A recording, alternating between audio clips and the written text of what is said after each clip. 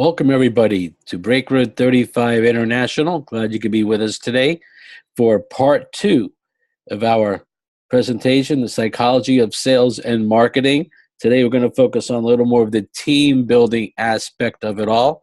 So let's get started with today's presentation.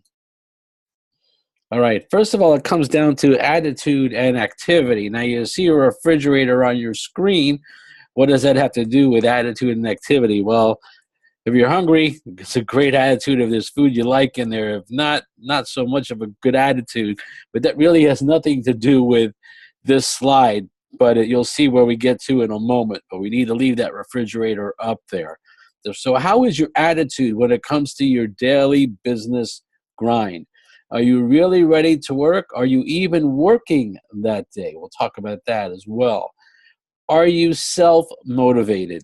This is not like you're on some kind of football team, basketball team, baseball team, and you have a coach and other team members that may always motivate you. In business, sometimes you feel you're alone, and you have to be the self-motivator. You've got to look in the mirror and motivate yourself. In the early days, when you're just starting out with a program, just like with Break Road, and you are not at your financial goals yet, hey, it could take some motivation. Maybe there's some rejection that you may have received. That's going to happen in any business. Can you motivate yourself back up again? It's really important to do that. Each day is a new day. You have to remember that. You can't let the bad things from today affect tomorrow, or the good things from today affect tomorrow. You're starting over in business every single day. Now, with Break Road, as you build a team and you have other people around you, that gets easier. So the faster you build a team, the easier it's going to be, especially when it comes to attitude and activity. Now, this is important. When you're talking to somebody else about Break Road, what are you saying? Are you saying something good enough to recruit them? Well, you have to think about yourself. Put yourself in their shoes. If you were talking to yourself, would you recruit yourself? A lot of people tend to overlook that. They think they're saying the right things. But if what you're saying doesn't interest you, chances are it won't interest them as well. So when you're face-to-face marketing, it's very critical that you're saying the right things to people. What's going to attract them into this program? Don't let the highs be too high and the lows be too low. That's the emotional side of the business, which can affect your attitude. You're going to have great days. You're going to have not so great days. So just kind of stay in the middle somewhere. What's your daily activity look like? Do you have a regular schedule? Things that you're doing. Now, some of you are part-time, aren't going to be working every day. But the days that you're working, is it planned out? And one thing that I learned early on was to find something that I liked, that I really wanted. It could be a car. It could be a vacation. For some of you, it may even be an upgraded cell phone. But whatever that is, you want to get a picture of it and take that picture and put it right on your refrigerator. Okay? The next thing you're going to do is write this out. What did I do today to get this car? And it could be on a piece of paper. You use the printer, print it out, and put it right below that picture. Okay, so the picture will be on the refrigerator, and this phrase, what did I do today to get this car, or whatever it may be, a vacation, cell phone, who knows. Put that right below the picture and look at that every day. The reason for the refrigerator, because that's something that you go to just about every day. And then you'll see, did I really work this day? Did I put in the effort that I needed to do? Are you really working? Some people think they are. Maybe they're not. It's part of growing and becoming a business owner. In network marketing, you are your own CEO of your business. You may want to have a daily calendar. Now, years ago, it was called a day runner, depending on what country you're from. It's old school. It's written, not on a computer. And sometimes that's nice when you can open up your book, have it with you, write it down in a calendar, and see what your activity for that day looks like. Team building activity. Okay, this is very important. And I learned this early on in the industry. We're all not going to be good at everything that involves business. Some of us may be good at goal setting, coaching, or training, or skills in business. Some are solution oriented. Some are very good at motivating. Some are good at support, collaborating, whatever it may be. You need to identify your strengths and your weaknesses. And as you're building your team, try to identify your weakness in somebody else's their strength. So maybe you're not good in training. Well, that's great. You may have somebody in your team that is. So by talking to your teammates, finding out what their weaknesses are and what their strengths are, it'll make your team more well-rounded. That's what's happening here. The team has to be well-rounded, and you can't be good at everything. It's just not going to happen. So you build your team, you communicate with your team, and you to find out who are the individuals that filled this page right here. Such an important page. So it starts off with your contact list. What are you going to do? These are titles that we're going to talk about coming up. Your memory jogger. Text your prospects. Your live demo. Social media. The mall. And we're going to break all these down for you, starting off with your contact list. We all know what this is. It's a cell phone. What's on your cell phone? The people that you know, the people you need to speak with. And we're going to discuss all of that as we go through this presentation. What will also help you is a memory jogger. And if you have our training page, our team website that I put together, you'll see that on the training page. You can download this. It's from Network Marketing Pro. It's a very good memory jogger. What a memory jogger does, it helps you think of people that you may have forgotten to talk to about, and it'll list them out for you.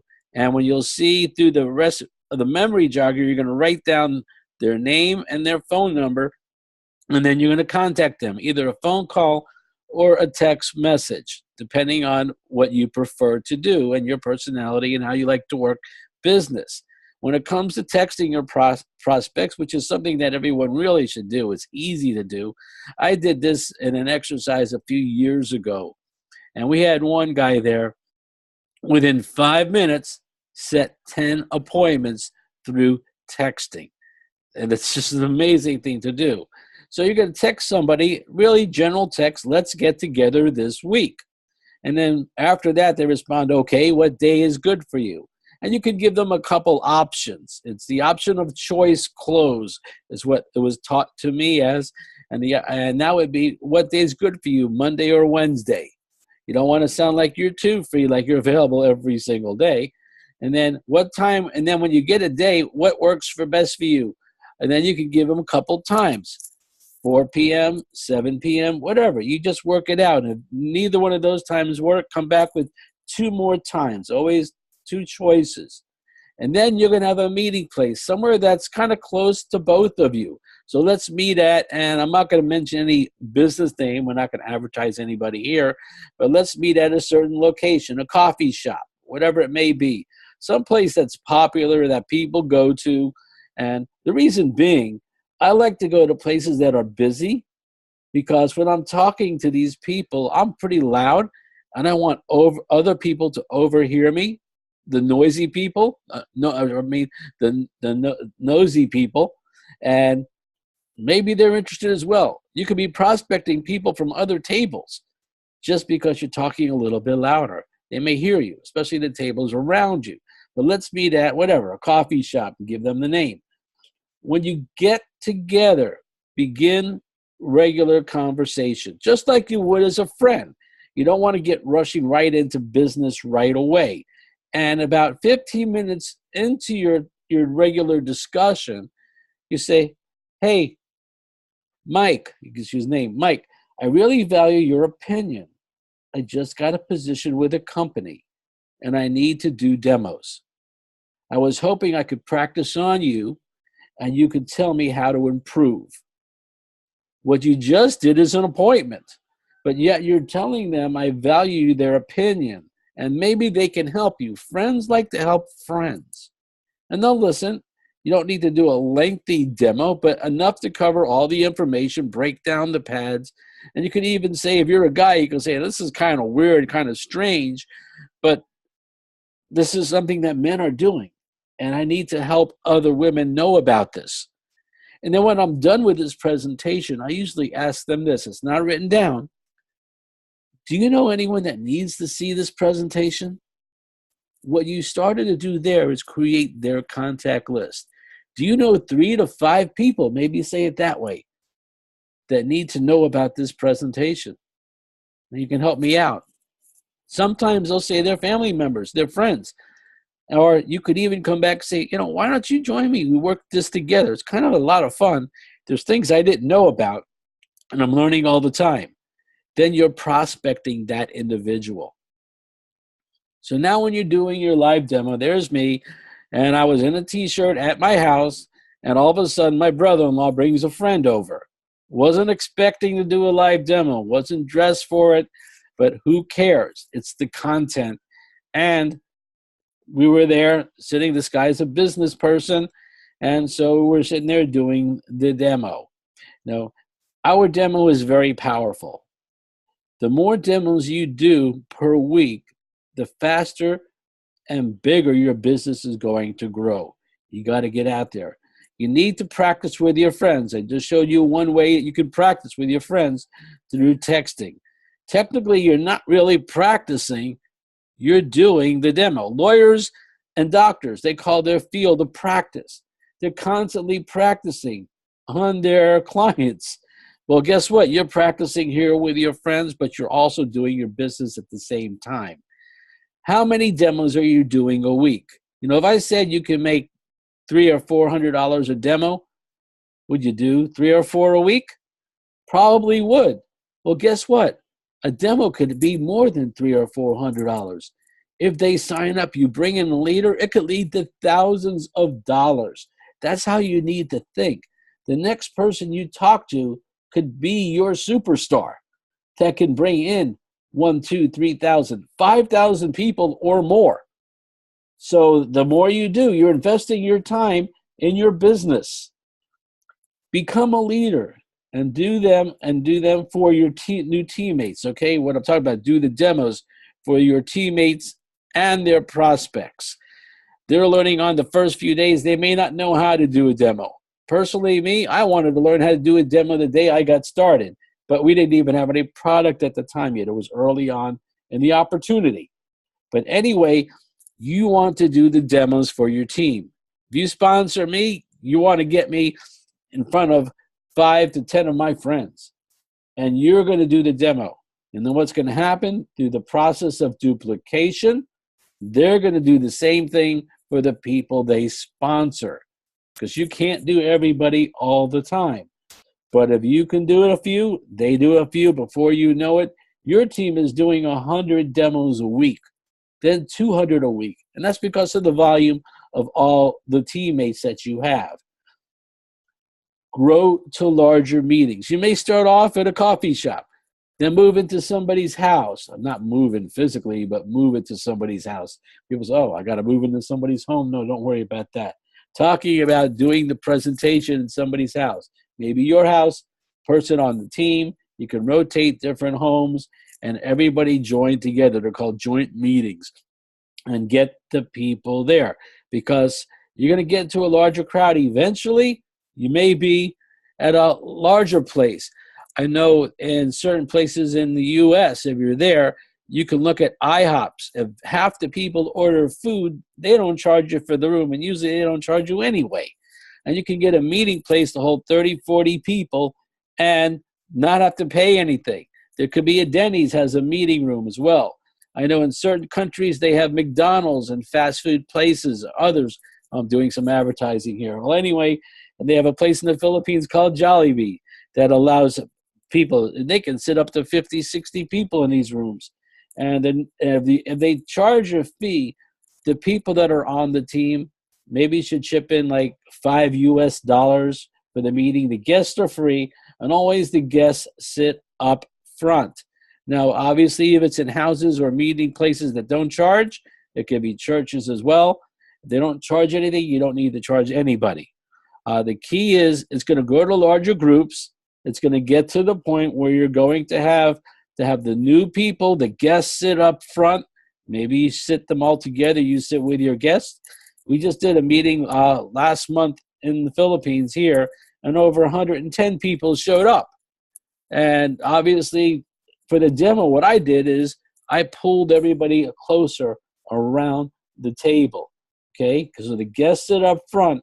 And the reason why I pulled them toward the table, because I got them to participate in the demo.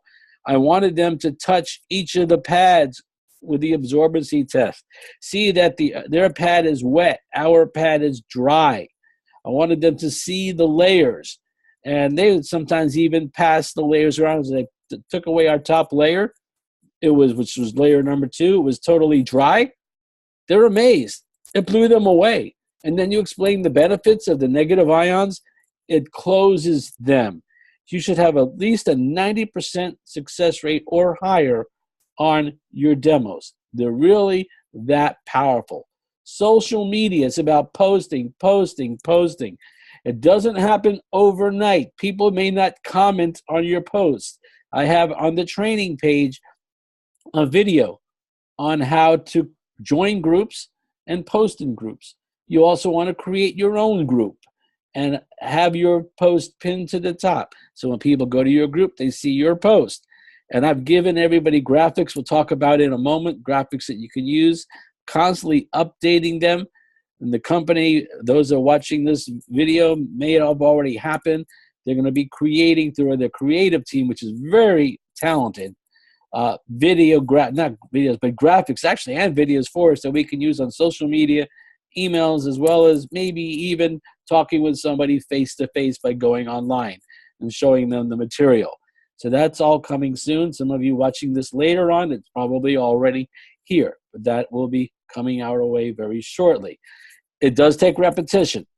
They say when you open a business and you advertise, it usually takes people about 15 looks before they even notice you. Same thing on Facebook. I like to post in the groups. In the beginning, I didn't see many results. Sometimes I'm sponsoring 3 or 4 people a week through these graphics that I see out there, as well as other people starting to do that now through the duplication process.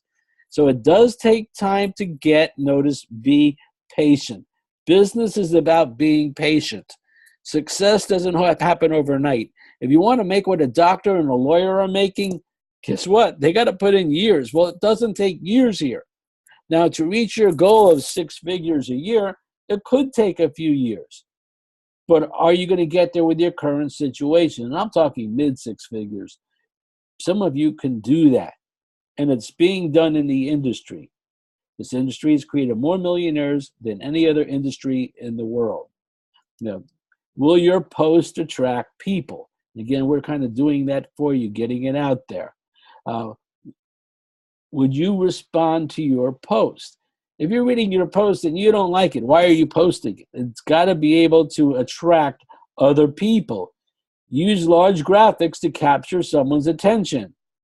And I'm going to share those with you. And we've already had them shared with you. They're also on our team website on the training page. You are welcome to download all of my graphics on my Facebook page. You can go to my wall and download them there. Okay? Have a good response if someone asks for more information. What do I mean by that? That means that when they say how, like you'll see in a moment, I always ask people how. Ask how. And if they ask how, below in the comments section, you go to their page, click their name. It takes you to their page. Click message and type in something that's going to attract them. If you need help with that, let me know. I can create a message for you. Then go back to where they commented, because it'll be in your notification section on Facebook. And the video explains all that. I already have a video for this. And then you type in, I just messaged you, or I messaged you. Now, will that always go to their inbox? No, it will not always go there, because you may not be friends.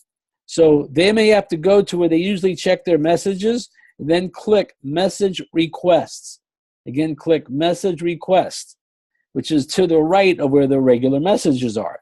Then you need to get back after that to your messages and click to the regular message so you can see your other messages. Otherwise, you're only going to see your message requests. Okay, so that's important to understand that, and that is in the training video. Here's one of the video graphics that I use, because just the visual motion attracts the people as well as the colors. Here's another one that I use. That's, again, these colors are bringing in the people, and what the content is bringing in the people. You see Ask How below. Don't need to say much. Can't be too busy, okay? And the same thing here. This, I did something for some people in the Philippines. And I have so many different graphics. These are just a few of them. And you can read through it if you want, but they'll show up pretty large on Facebook as well, so people can read it. It's easy. They don't need to have their glasses on. Here's something for product-oriented. And I'm also starting to add more to that about an income opportunity. Again, not a lot of verbiage. This one may have a little more verbiage, but again, not too much. And this is part of our We Say Yes 2018 campaign. You're going to start seeing more of that. That's how we're going to want to start branding BreakRoad online. But again, it's getting people that are interested. This is something that's more of an information piece. They'll talk about their current pad and Pure Essence. Now, when you're comparing pads and talking about the benefits of negative ions, you need to have a disclaimer, which is written on the bottom. This is not a medicinal drug and should not be used to treat any symptom of any, or rather treat the symptom of any diseases. It's all there. But you can blow this up. You can see this when I use a post like that. And once in a while, I'll do an information post, depending on the type of group that's in there. It also has in bigger writing here, ask about our exciting income opportunity. So I'm serving two purposes here. Then you have with My Pure Baby. I have a couple graphics for that. There'll be more graphics for My Pure Baby coming out as the product becomes more popular. Again, not a whole lot of content here. It's mainly to get their attention. I did this one on the left. I posted this in one group and got over 130 comments. Now, it wasn't a group about doing business. It was a group about mainly baby stuff. And some people signed up, some didn't. But guess what? It didn't cost me anything to do it. Marketing at the mall. We're getting low on time here, so let's talk about this. A couple of malls you see here on your screen. When you're at the mall, you want to pick a store, observe and find a good salesperson. Okay, somebody that's there, you're watching, they're working very well with their customers. They have a good personality, they're not shy, they're talkative and helpful. Approach them and let them know they're good. Compliment them. You know, I've been observing you, and you're really good at what you're doing. Our company is looking for people just like you. You complimented them, you let them know that you're in a company that's looking for people just like them. Are you available after work? Are you looking for some extra money? No, part-time, maybe even full-time if it works out. But ask them if they're available after work. Set the appointment, find a coffee shop, depending where you're at, a place that we already talked about where you meet your friends. Give them your calling or business cards. Some countries call it calling cards. Some people call them business cards. Make sure you have that. For those of you in certain countries, we are working on getting a printer that will print all the same type of business cards as well as other marketing material. So you'll see that momentarily. And do the demo. You say, this is what we need to do. Let me show you what we do. What you just did is two things. One, you just did a demo presentation. And two, you may have sponsored somebody from it. So you're getting yourself out there to people. Ask, who do you know that needs to see this? You're building up their contact list from day one.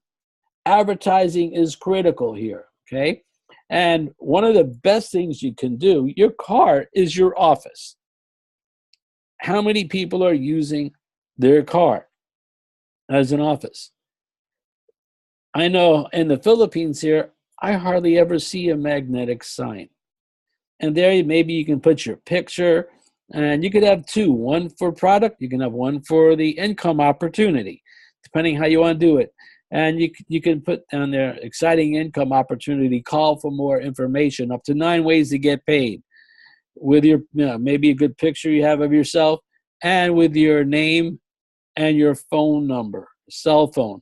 I wouldn't really put email there because you don't want to have too much content. You're normally 12 by 18 inches, and you don't have a whole lot of space. So your picture, you don't even have to have the company name, exciting income opportunity. Are you looking to make extra income, something like that? And you can put down your information. Okay, pretty simple, maybe up to 9 ways to get paid. So again, you're using your card. They don't cost a lot of money, and very easy to put on and put off. So you got to advertise yourself, whether it be free on Facebook. As you start making money, maybe spending a little bit of money where you need to do. Even homeowner association newsletters, that's where it's really cheap. Church bulletins, just there's a lot of places you can do that. Your calling card, your business card. Cards in a box don't make you any money. You need to get them out there. Glossy flyers, pens. We're going to have all of this prepared for Break Road very soon. I love potato chip bag clips because you eat your chips, you don't finish them, you need to clip the bag. You have your information there. People looking at those and use them all the time. They love them. T-shirt. You may have a T-shirt, a golf shirt, jackets, whatever it may be. Local newspapers. This can come later on. Social media is free. Everyone should do that. And word of mouth, how much does that cost? Pretty much nothing. Follow up. Is important to follow up. This is where most network marketers fail. And follow up, I mean by the people that you sponsor. Not everybody's going to have the same vision you are. And success, they say, is a big phrase in the industry. Success is in the follow-up. If you're not following up, it'll limit your success. So you want to do that. Okay, leaders, I have some closing questions for you out there, all right? So let's get to them. When do you follow up? And you can unmute your mic at this time if you want to participate. You got to go quick. I have less than a minute. When do you follow up? Well, it should be immediately when somebody signs up. Make sure they got the information. And then maybe every couple days in the beginning, and stretches out. If they don't see the opportunity within 30 days, nothing's happening. I say if you can't change your people, change your people. What do you say? Well, it depends on what they're doing. You know, they got people going to meetings and demos and they're sponsoring, get them going. How many times should you follow up? In the beginning, more frequently. As time goes on, less frequently, because they're going to be doing the same with their team. Go back and contact the people you didn't follow up with. That's when you let the other ones that didn't really ever get back to you right away, get back in touch with them to follow up. Hopefully you found this very helpful. This is part 2 of the Psychology of Sales and Marketing. I'm just about out of time here. I'm Steve Hoffman, a VP of Global Operations for Break Road 35. See you on the next trading. Bye for now.